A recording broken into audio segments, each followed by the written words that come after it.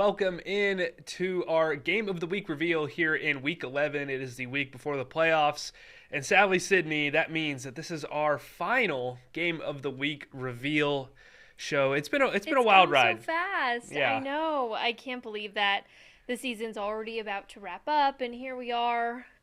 But yeah, it always flies by. The first 2 weeks, I was actually just explaining this earlier today. I was like, the first 2 weeks, you question, like, why do I even do this? Because it's so stressful. It's hectic. You're like, what are you doing? You're like running on no sleep because everything's just flying at you a million miles an hour. Then you get to week 3 and you're like, oh my gosh, this is fun.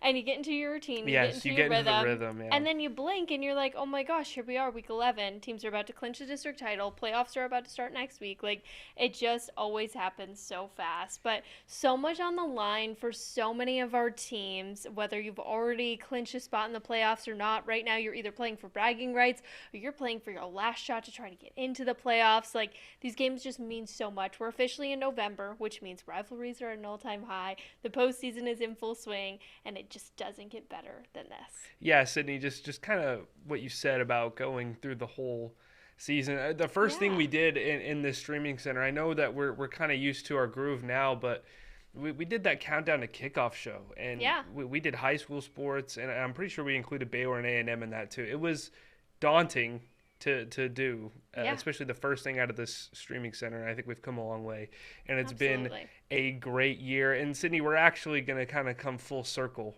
aren't we? We are. We are going to wrap things up where we kicked things off this season. Should we reveal our game of the week? Yeah, let's do it. We kind of already revealed it a little bit, but let's watch the video.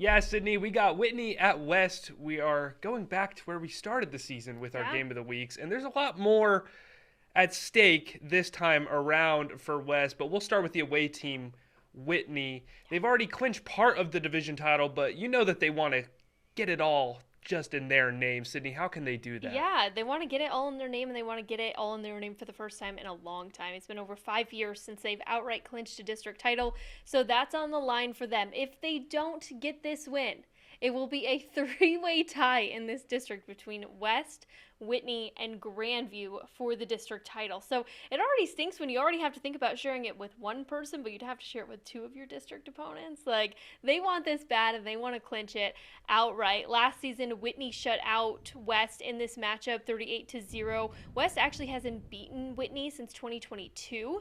So they're obviously playing for bragging rights here. It's a big game. It's a rivalry game between these two schools. A lot of the kids know each other. They're only about 30 minutes apart from each other.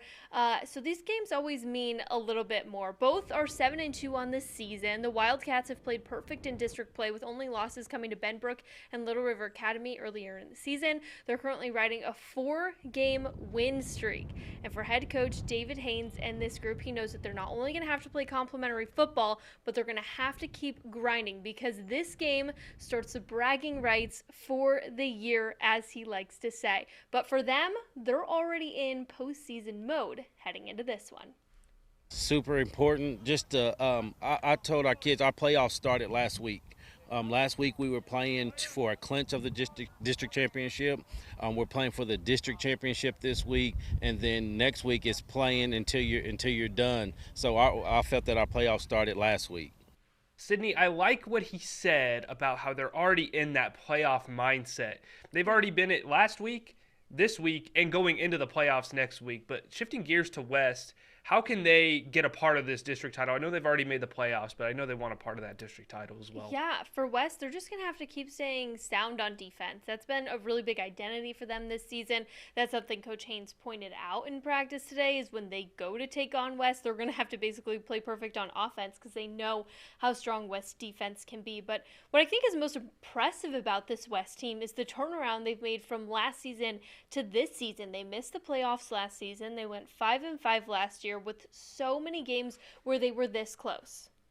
And now they've been able to overcome that hump, and it all started with their senior leaders. They've got 16 seniors on their squad. This will be their last game at Trojan Stadium for the year. And obviously they want to go out with a bang, because how better than to wrap up your senior year with a win and part of the district title. Red zone efficiency has been a key factor for the Trojans going into this week, because they were stopped twice last week by Grandview inside the 5-yard line. So they were really close to knocking on the door and pulling out that win against Grandview, which of course a district opponent, which is why we're in this 3-way tie right now for the potential district title because of that loss to Grandview. So like I said, it's the last chance for these seniors, and Coach Woodard knows that well. He says each of his guys have fought so hard, and he knows that without their dedication to what they could have done so far this season, they wouldn't even be at this point if it didn't start with those leaders that he's got. It means a lot, for those guys to be able to not want to be that group that doesn't make the playoffs, and the work that they put in, and the 7-on-7 and the weight room and the summer workouts and things like that. It was big, and so it means a lot to those guys. It means a lot to the program, but to get us back in the playoffs, last year was the first year we'd missed it in a number of years, and so for us to be back in the playoffs, it was big, and those guys' leadership really had a lot to do with it. Yeah, Sydney, obviously a big one out at West on Friday night. We'll be there. We'll also be at a bunch of other games, Sydney. So what other games can we look forward to this week? Well, we've got so many good ones that start a day early for us. Even on Thursday. Thursday, yes. So it's going to be so hard figuring out where we're going on Thursday because, like I said, so many great games, including Colleen versus Bryan. One of them's about to get their first wins of the season. I think it's going to be a great chance for both of these teams to set the tone moving forward of what they are able to do. Temple and Harker Heights going to battle it out. Both teams are 7-2. That's going to crazy. be a good one. If Temple wants any chance of this district title, they have to beat the undefeated district champs. Harker Heights has won the last 3 straight years. They're going for the 4-peat this Thursday. But they haven't lost in district play. I don't even know the last time Harker Heights had a district loss, but it's been a while, I can tell you that. I know Temple's feeling themselves too after that win last week on Halloween. They look scary for sure on Halloween. Mind you, another big game going on is Midway versus Coppers Cove. Midway's only loss of the season to Harker Heights. And it was so by a last second field goal. Last-second field goal, just a heartbreaker.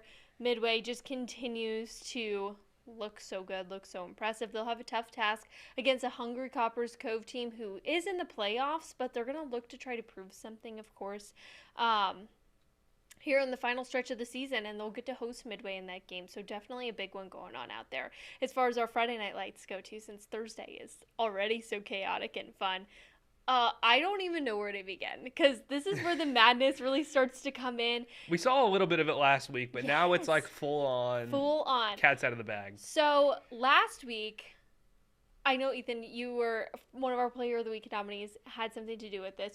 China Spring clinched a spot in the playoffs, all thanks to a double overtime thriller. What a game that was over at Lorena. They were able to lock in a spot for the playoffs, but also the way that they did it was huge. Now they play for seeding and trying to get a spot better in the playoffs, and they'll have a tough task when they take on Robinson.